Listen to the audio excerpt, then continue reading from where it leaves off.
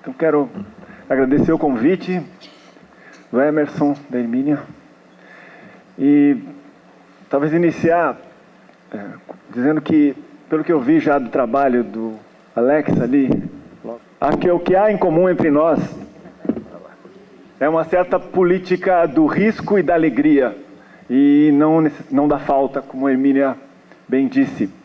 Então, o que eu posso contar um pouco, posso compartilhar para a nossa conversa aqui, é a experiência do Laboratório de Sensibilidades na Universidade Federal de São Paulo, no campus de Santos.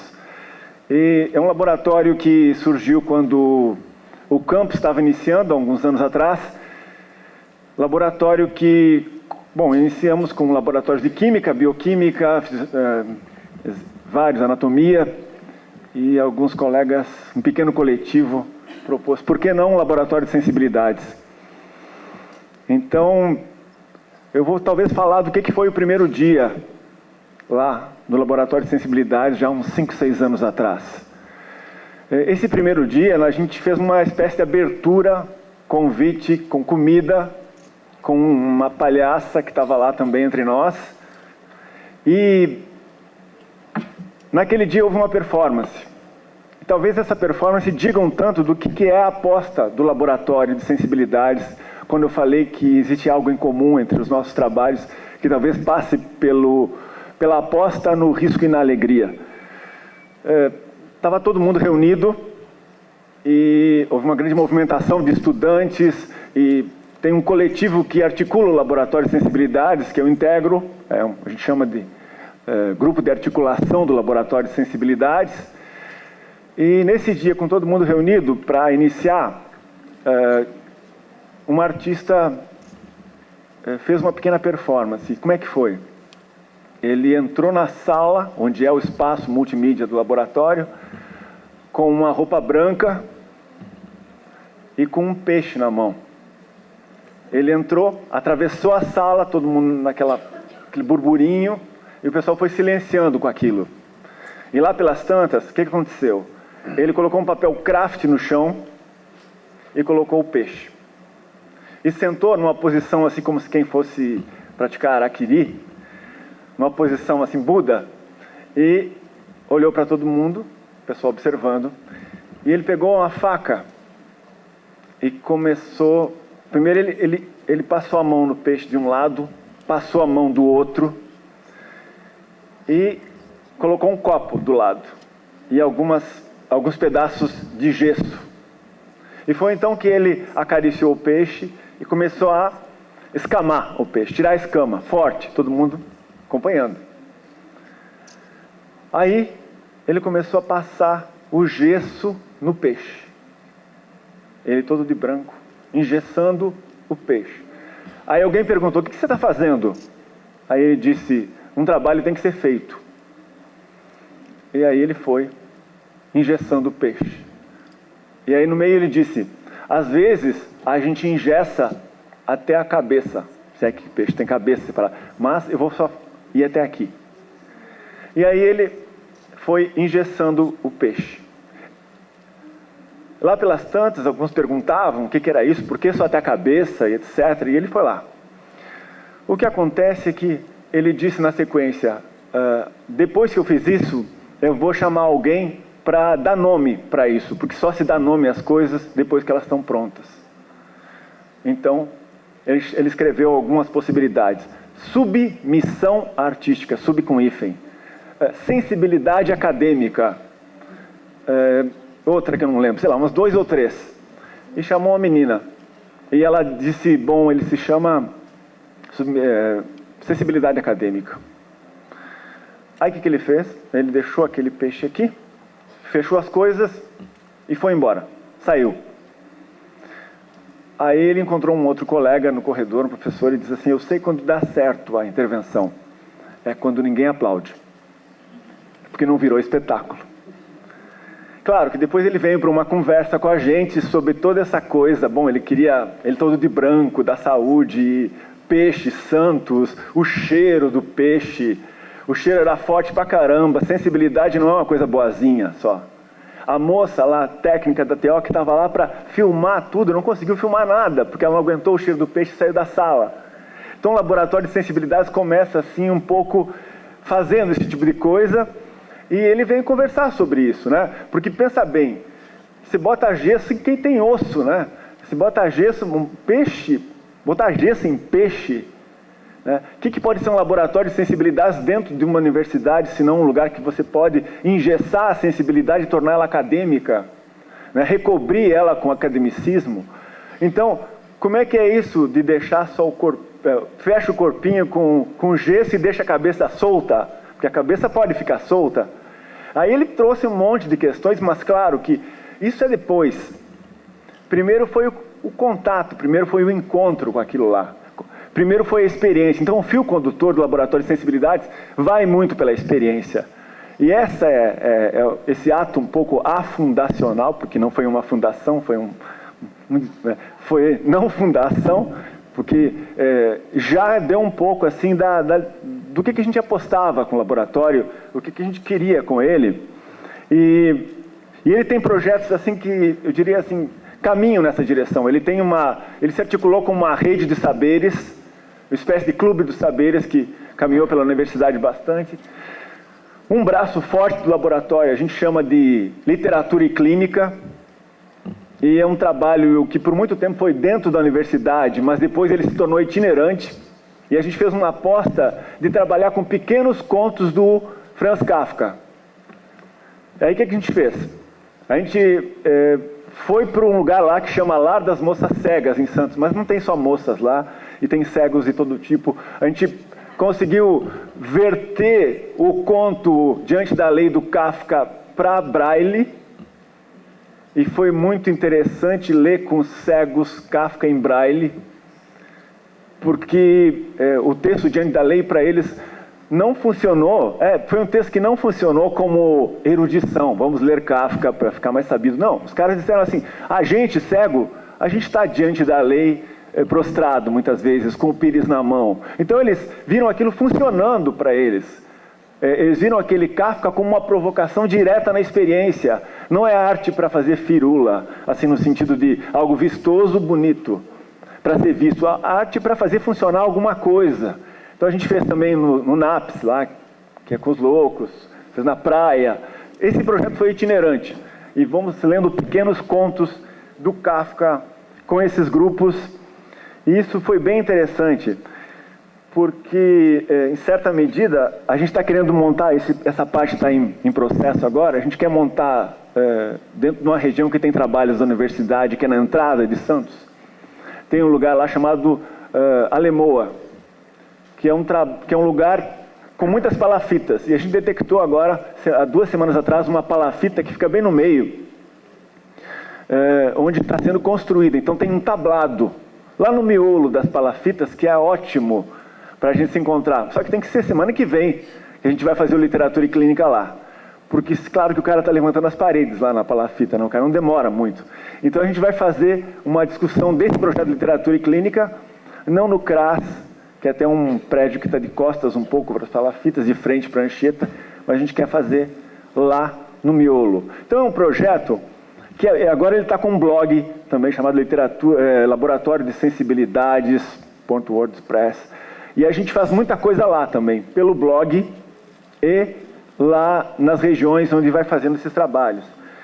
O que é interessante é que algumas oficinas que a gente fica montando dentro da universidade, elas fazem muito barulho. E uma das que paradoxalmente faz barulho é uma oficina chamada Oficina do Silêncio, onde a gente se reúne para não falar nada, para ficar em silêncio junto. Isso é uma barulheira desgraçada, mas a gente monta isso aí. Quer dizer, a gente sabe que o laboratório de sensibilidades dentro do campus é um filetezinho intenso, que não tem pretensões extensivas, não tem pretensão de ser majoritário, mas ele vai bater, ele é um pulso ali, é um timbre que fica ali, todo o tempo. Oficina do silêncio, agora a gente vai fazer a oficina do barulho. Então, tem umas ideias que a gente tem desdobrado lá, nesse sentido. Também um outro ciclo que a gente montou logo que o laboratório se iniciou, um ciclo de cinema, que a gente vinha pensando, a Ângela integra o grupo de articulação do laboratório, a gente vinha pensando assim, a gente precisa fazer um ciclo de cinema e saúde. mas precisa ser grande saúde, no sentido do Nietzsche. Grande saúde. Algo que é grande saúde para o Nietzsche? Algo que aumenta a envergadura interior. Algo que... A envergadura é o tamanho de uma asa a outra no pássaro, por exemplo, ou no avião. É aumentar a envergadura. A gente queria apostar num ciclo de cinema e saúde, mas grande saúde. Pensou em filmes que envolvessem saúde, por exemplo, Jardineiro Fiel, sei lá, filmes sobre a eclosão da epidemia de AIDS, tá? Interessante, todos filmes importantes que devem ser vistos. Ao mesmo tempo a gente pensou, a gente precisa operar com isso, não falar sobre isso. A gente quer falar sobre isso, com isso. Então vamos fazer um ciclo com todos os filmes do Almodóvar. Isso é operar com a saúde, grande saúde. Então a gente fez uma opção assim ética, que é fustigar com o Almodóvar por dentro, com essas experiências de perfectivismo que tem no Almodóvar, com essas experiências de sujidade, de paradoxo, de experiência com pensamento. O último filme do Almodóvar, ele mostrou muito bem que não perdeu a mão do contemporâneo e do impacto das biotecnologias e biossociabilidades com a pele que eu habito. Ele há muito tempo tem um time muito bom para isso. E a gente colou então no ciclo Almodóvar com um processo interessante. Outro problema comum, acho que no campo da saúde em geral, mas também lá no campus, é uma certa dicotomia entre o que seria a área da saúde coletiva, humanidades, e a área do biológico, das biociências. Uma certa dicotomia entre aquilo que são o cuidado, a humanização e o viés biológico. Foi interessante que na mesa de ontem já se apontou esse problema, né? Que não se trata da biologia, mas talvez de uma certa biologia hegemônica, que nos interessa menos, e distintas biologias que operam hoje, que talvez algumas estão muito mais em acordo com o que a gente está fazendo e outras não. Não existe a biologia, existem algumas biologias e precisa pluralizar essa ideia da biologia. Então o que a gente fez? Justamente para sair dessa dicotomia fácil e reconfortante do biológico e das humanas por um lado, ou da saúde coletiva por outro lado, a gente inventou um projeto chamado BIOS, que é Biologias da Arte, Artes da Biologia. Então a gente instalou no prédio, justamente no prédio das biociências, lá na Costa 95, lá em Santos, esse projeto. Então o que foi? São imagens de neuroimagens de uma artista plástica e design que mexe com imagens neuronais. A gente instalou isso lá. Tem um outro artista interessante, Valmor Correia, que ele monta uma série de imagens anatômicas de seres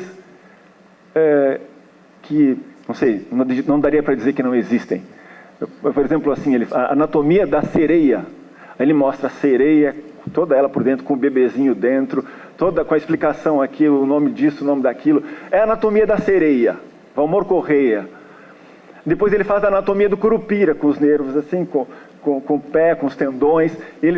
Então é interessantíssimo isso, porque até a verdade das figuras anatômicas estão em xeque um pouco. Então a gente instalou essas imagens, das neuroimagens, e também CD-ROMs com imagens de artistas que mexem com biossociabilidades, com uma colega lá da PUC de São Paulo que criou um CD-ROM chamado Vida Viroide, com imagens um pouco do Cronenberg. Então disponibilizou nos computadores lá do laboratório para aquele dia, e no final do dia a gente fez um debate com o filme do David Cronenberg, o Videodrome, que de certa maneira é um filme assim que antecipa nos anos 80 todo esse boom do YouTube, toda essa coisa de mexer com a vida por dentro, que você estava falando ontem justamente, né? Que a política mexe na vida por dentro hoje, altera a consistência da própria vida. Então a gente instalou isso num dia e chamou isso de BioZoom. Então é isso, é um trabalho que não tem pretensão, e a gente tem desertado nesse grupo de articulação do Laboratório de Sensibilidades, não tem a pretensão de fazer intervenção. Por que a gente não tem pretensão de fazer intervenção? Porque muitas vezes a intervenção ela cai no lugar do melhoramento do outro, cai num lugar missionário, cai num lugar assim perigosamente de conversão de algo, e ele às vezes é acachapante. Então, a gente foi tentando pensar como que no campus a gente pode ter, e fora dele, com esses trabalhos de literatura e clínica itinerante e tudo mais, como que a gente pode ter muito mais uma função interferência do que uma função intervenção, no sentido duro que a intervenção pode ter. Porque a interferência, se você pensar como ondas de rádio, ondas curtas, você frequenta episodicamente outras ondas. Você circula episodicamente, se instala ali, mas não está ali. Você está pelo meio, você se enfia no meio da biologia e diz assim, vamos pensar? Por que a biologia precisa ser a rendição do pensamento? Por que a biologia precisa ser o lugar cansado do localizacionismo cerebral para dizer que o TDAH está aqui, como ontem se falou? Por quê? Biologia é complexa. O Nietzsche sempre conversou com os biólogos de sua época. Há biologias distintas. Então a gente quer ir pelo meio, não quer ficar no lugar de cá. Então, isso foi um primeiro BIOS que a gente fez. A gente está bolando um outro agora, que tem uma discussão no campus de trabalho interprofissional, trabalho em equipe, e tem uma professora da nutrição, muito interessante, que está querendo montar, a gente está montando o projeto BIOS 2, chamado, o nome é esse, esse é um projeto que está assim, em progress, está em processo, ele tem vários andaimes aí, posso contar só um pouco do como é que ele está indo, mas é um projeto chamado A Alma é um Estômago. Isso não é uma metáfora. Esse é o nome do BIOS 2. A alma é um estômago, isso não é uma metáfora. E aí a gente está pensando nas experiências com comida, e aí a gente está pensando como é que bota para funcionar uma nutrição que não seja fisicalista e reduzida ao fisiológico mínimo. Como que você pensa os processos psicológicos fora de uma abstração etérea? Como é que você rompe com esse tipo de coisa? Como é que você pode pensar as dispepsias políticas? Como que a gente é ressentido politicamente, dispéptico, porque não digere bem? Né? Como você pode pensar na saúde de certas anorexias, porque interessa às vezes não engolir tudo que nos dão? Então, como que nos interessa algumas alegrias da digestão e dos sabores, que é o que a Mafê está querendo, a Maria Fernanda Frutuoso da nutrição. Então a gente está bolando umas coisas aqui entre regiões. E está sendo interessante, amanhã a gente vai se encontrar no final da tarde para continuar esse negócio. E isso é um projeto que está assim com os andaimes, está andando, né, e está sendo interessante de tocar para frente. Né?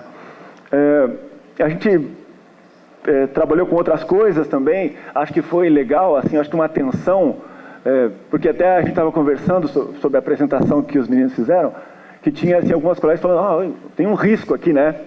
Tem um risco do menino, do Alex cair. E tinha uma coisa... E a apresentação na rua, muitas vezes, é a apresentação nas margens. Né? E a gente fez uma coisa lá, que foi uma ideia do grupo de articulação, que é assim, ó. A gente fez uma exposição de anotações de fundo de caderno dos estudantes. Tudo aquilo que você escreve, porque é uma atenção para as margens, né? O que você escreve quando você está na aula e fica fazendo desenho no final do caderno, anotando coisa. E a gente convidou as pessoas para colocar em urnas na universidade tudo aquilo que elas anotam e rabiscam nos fundos, nas beiradas do caderno. E recolheu isso aí e colocou um papel craft gigante assim, com todas as anotações de fundo de caderno. E foi legal por quê? Porque também a gente pendurou umas canetas lá no dia para as pessoas, a partir daqueles ali, fazerem outras anotações e outros desenhos naquelas anotações de fundo de caderno, que de certa maneira são essa atenção ao que está se produzindo nas margens, no que está informe, né, que está coexistindo aí com esses conhecimentos, e que de certa maneira grita o que está na rua, grita o que está no mundo, né, e que a universidade muitas vezes não é o lugar disso, não é o lugar adequado disso. Então é interessante que a gente foi percebendo até que o laboratório de sensibilidades, assim, a seu modo, ele é uma espécie de cavalo, para usar uma expressão da Umbanda ou do Candomblé, né? Porque ele recebe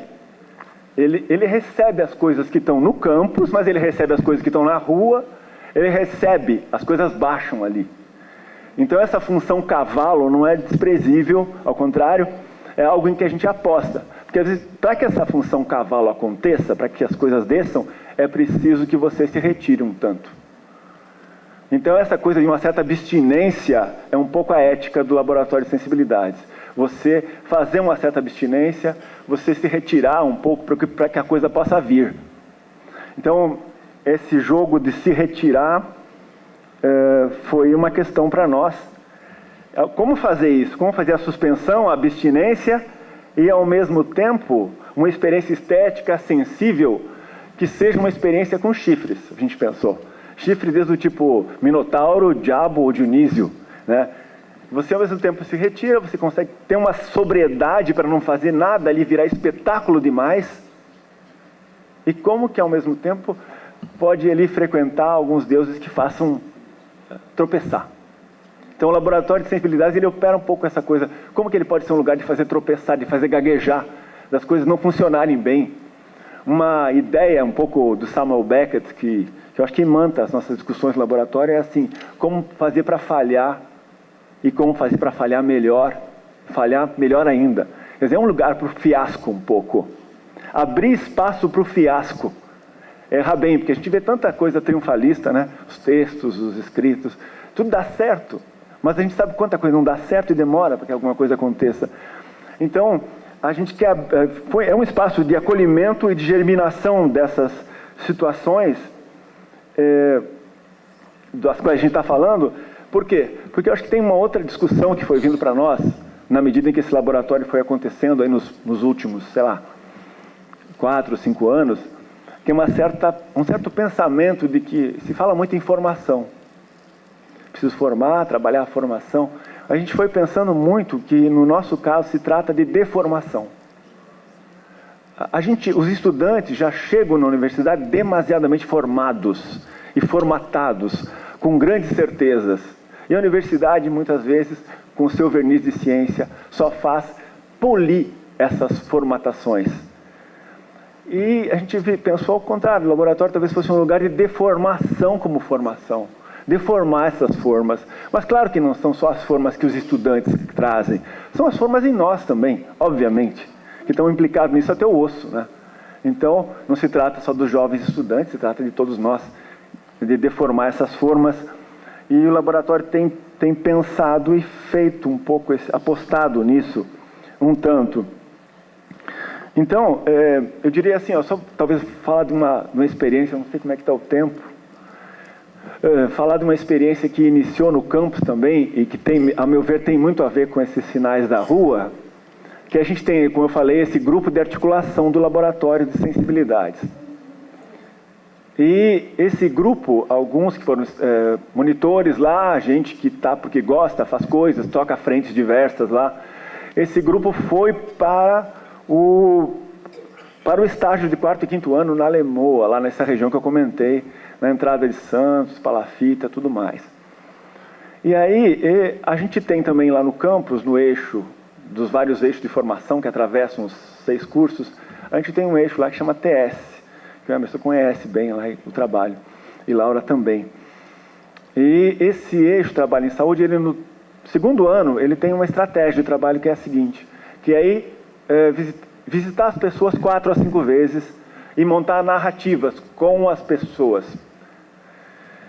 Então a gente foi percebendo o quanto que nessa experiência com as narrativas lá, com os encontros com as pessoas, seja nas palafitas, seja no morro, seja até nos cortiços do centro lá de Santos, a gente foi percebendo como que é difícil desnaturalizar, desmontar uma coisa muito automática, que é que os meninos vão lá para fazer uma biografia do pequeno eu. É muito difícil desarmar isso aí. É muito difícil desarmar em nós, é difícil desarmar neles.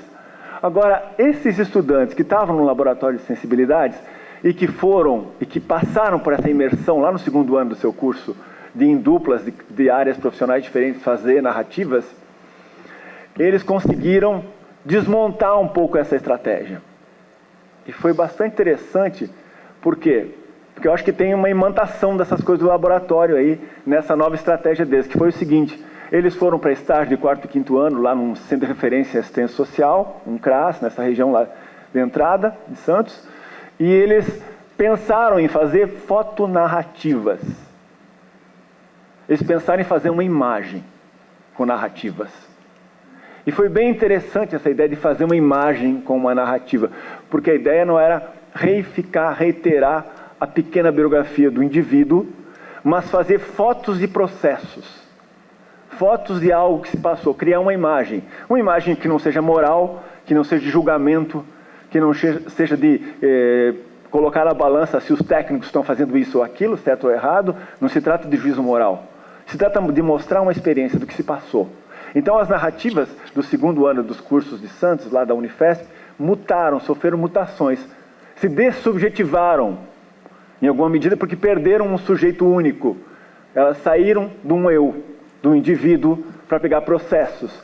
Isso não é pouca coisa, porque de alguma maneira isso pede um certo desprendimento, uma certa, eu diria até um certo desconhecimento, uma certa inocência para você fazer isso, construir uma imagem.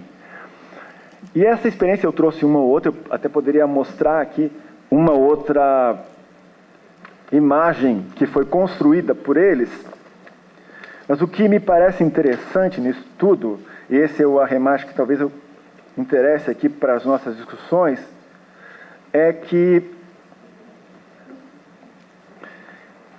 de certa maneira essas narrativas, fotos narrativas, que eram lidas para as pessoas no CRAS, que eram lidas para as pessoas em rodas de conversa na comunidade, eram narrativas que pretendiam acompanhar singularidades, diversas singularidades. E aí, as diversas singularidades, vou mostrar rapidinho assim, um fragmento de uma narrativa, de uma fotonarrativa que eu acho que é muito imantada por essas coisas da rua. Eles chamaram assim, ó: o CRAS circula e faz um território no território. Pastas na mão, endereços conferidos, datas de recadastro confirmadas, distribui seu efetivo, é dia da buscativa. A perua precisa ser compartilhada. Confirmam-se as distâncias, pronto. Será possível realizar todas as visitas. O CRAS perambula pelo território, palmas, chamamentos, perguntas. Você conhece o número 134? Sabe onde fica a rua? Você conhece a Joana, mãe do McAllister? Muitas respostas. Ela voltou para o Nordeste, faz tempo, eles foram morar no morro. E aquele beco ali, moço. Aí corpos curiosos, corpos defendidos, desconfiados, receptivos. Olhares que pedem: o que vocês estão dando aí? Corpos amigos e conhecidos: bom dia, estou precisando ir lá falar com você. Mãos que agradecem, dentro de tudo: deu certo aquilo, está caminhando. Muito obrigado, seu. Braços e bocas que perguntam: menino, como eu faço para me cadastrar naquele programa? Tem algum outro programa que eu possa participar? Como funciona aquele programa lá? Esqueci o nome. Instruções, agendamentos, acolhimento. Corpos que cobram: menino, estou precisando muito falar contigo. Você disse que viria aqui em casa, aquele negócio lá piorou, rapaz. Estou desesperado, sem saber o que fazer. Sofrimento e insatisfação do técnico. Seu corpo não tem tido pernas para acompanhar o caso da forma que gostaria. Poucas pernas, muitos casos, é preciso tentar encaminhar algo naquele instante. Aí na favela do Pantanal, os meninos estão agitados. A PM acabou de entrar, sai rapidinho, os meninos continuam. Rádio na mão, imponentes, soldados, alguns conhecidos referenciados no programa Ação Jovem. Ajudam a localizar os endereços e escoltam os técnicos. O movimento é intenso, muitos clientes. Um técnico descansa a mão no ombro do jovem soldado atento e pergunta: como é que está sua mãe? O corpo firme se desmonta por segundos e sorri timidamente: está bem, seu Carlos. E continua no posto. Quase no final, uma cena intrigante intriga um estagiário, que é como eles se chamavam, estagiários. Um técnico e 3 meninos, entre 5 e 7 anos de idade, conversam sentados na mesinha de cimento. Um dos meninos parece fora da conversa, está com um olhar fixo, quase paralisado, no jovem com o rádio na mão, que está sentado no meio-fio, atrás das costas do profissional. Hora de retornar, a buscativa foi realizada. Então, o que se passou? O que se passou na experiência? Uma narrativa que eu diria dessubjetivada, que está atenta às singularidades, que está atenta a processos, a falas. Uma narrativa que fez uma imagem. É algo que, para nós, soou muito forte, porque essas narrativas foram feitas por estudantes aqui. E é interessante eles terem conseguido fazer esse deslocamento, porque tem um jogo da formação aí acontecendo. Mas tem alguma coisa no campo da saúde que está se passando também. Porque, tentando conversar um pouco com o que foi dito ontem, sobre uma certa clínica no contemporâneo, daria para dizer que o que os meninos buscavam ali era algo da ordem de um certo monismo. Vou dizer o que é isso. Monismo é né? O monismo significa pensar que eles estavam não querendo separar eu e mundo, não estavam querendo separar política de outras coisas.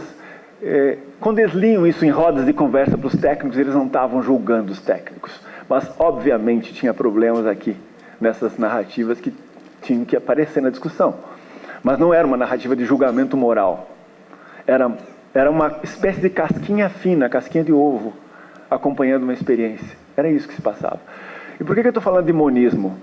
Porque se em certa medida, numa clínica bastante conhecida no campo da saúde hoje, que é a clínica baseada em evidências, a gente tem médias, taxas, fatores de risco, índices epidemiológicos. Se a gente tem esse monte de, eu diria, generalidades que não são um indivíduo, são generalidades de uma média de uma população, a gente pode falar que nessa clínica baseada em evidências, você não está olhando para um eu e para um indivíduo, você está olhando para generalidades epidemiológicas.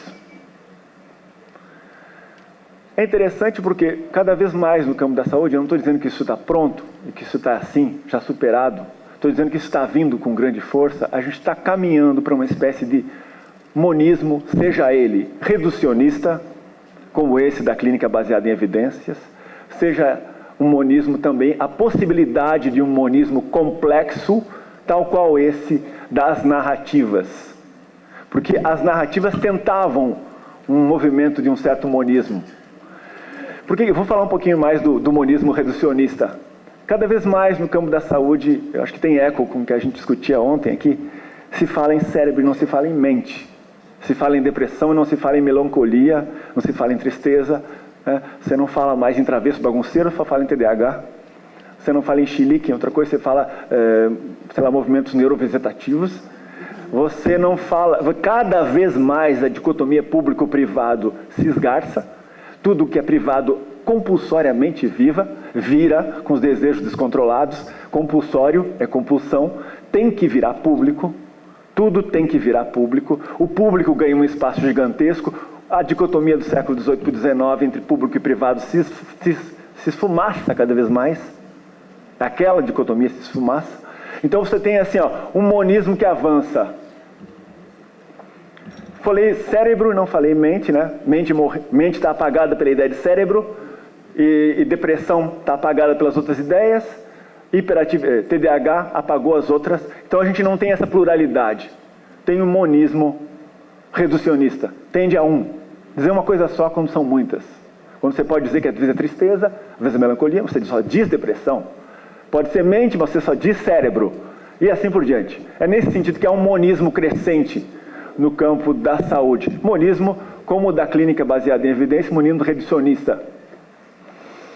Eu diria que se há uma tendência que vem por aí, cada vez mais, há possibilidades, e esses estudantes conseguiram se mover um pouquinho no monismo complexo. Porque eles não estavam atrás de generalidades estatísticas ou médias epidemiológicas, eles estavam atrás de singularidades. Quando eles fazem uma narrativa como essa, eles encontram esse campo de singularidades. Então eu acho que tem aí uma outra aposta. Não são, no caso, uma clínica e uma formação baseada em narrativas, ou com proposta, com narrativas, não é o oposto de uma clínica baseada em evidências. Elas são apostas diferentes no mesmo campo do contemporâneo. E eu acho que, de certa maneira, as experiências do laboratório, elas convidaram para os meninos se arriscarem em fazer narrativas processos. Então, talvez essa parte da conversa merecesse um desdobramento mais detido, mas talvez assim, para não me estender demais também, Eu gostaria de dizer que uma das coisas que são muito fortes para o laboratório é uma perspectiva que apareceu, tem um livro importantíssimo que a gente pretende usar agora bastante nos projetos de literatura e clínica, que eu faço a maior propaganda desse livro, que é um livro de 1923, que só agora foi traduzido para a língua portuguesa, que se chama Estudos sobre Literatura Clássica Americana, do D.H. Lawrence. Saiu uma edição pela editora Zahar. E tem ali um trechinho que diz um pouco dos nossos contrapontos, né? O Lawrence, lá no comecinho, em 1923, ele diz uma coisa, que com isso eu encerraria assim, a minha colaboração. Ele diz o seguinte: mais que qualquer outra coisa, o mundo teme novas experiências. Porque uma nova experiência desloca experiências antigas. E é como tentar usar músculos que talvez nunca tenham sido usados, ou que foram se enrijecendo ao longo do tempo. A dor é terrível. O mundo não teme uma ideia nova. Ele é capaz de classificar toda e qualquer ideia, mas é incapaz, porém, de classificar uma experiência realmente nova. Só consegue esquivar-se. O mundo aí é um mestre em esquivas. E, de certa maneira, a gente no laboratório, com essas experiências de formação, tenta dar a volta nessa esquiva do mundo aí. Eu acho que é um pouco isso.